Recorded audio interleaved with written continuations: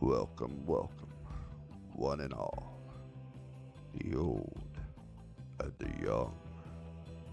Hell's gates are wide and tall, and there's room for everyone. Our streets are paved with fire and rage. Our sun never sets, yet it never stays. So down here in hell, you won't see all that well.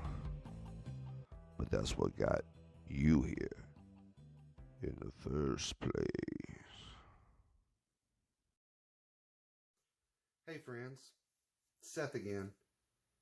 This is going to be the final installment in the mental illness, mental health series I was doing.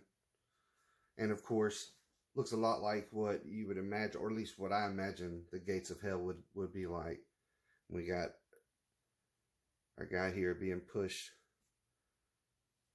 towards the gates.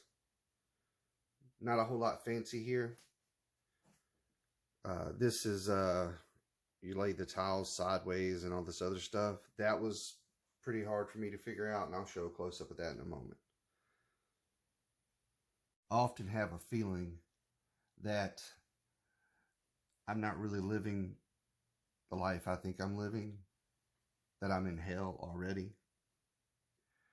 It's like you could look at this gate, and this is your coming into life or going out of it.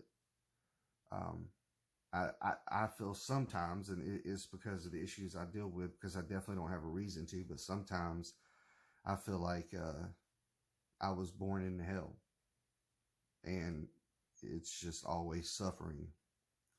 So this could be a birth or a death, I guess. It's one of those things that's really hard to get a good angle on it, where you can really capture what the whole thing is trying to say. I think the whole idea of this one started with these actual arches here.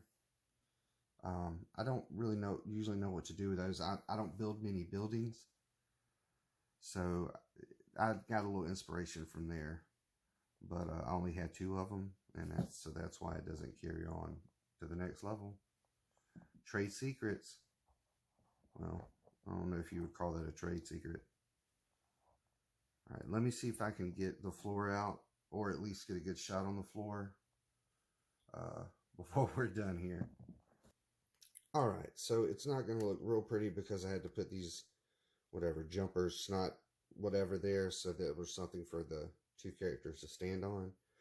But I basically, these are just tiles that were laid in. It's not perfect because if you see here with the wedge pieces, there's actually some space that's not filled. But like I said, this was my first attempt, so I'm actually pretty proud of it. But it does look terrible with those jumper plates. So, all right. I really appreciate you watching. Thanks to the subscribers that I've gotten. If you like the video, then like the video. Remember the Alamo, stay in school, don't do drugs. Don't give up. Set to Buron. Yeah, that's cool.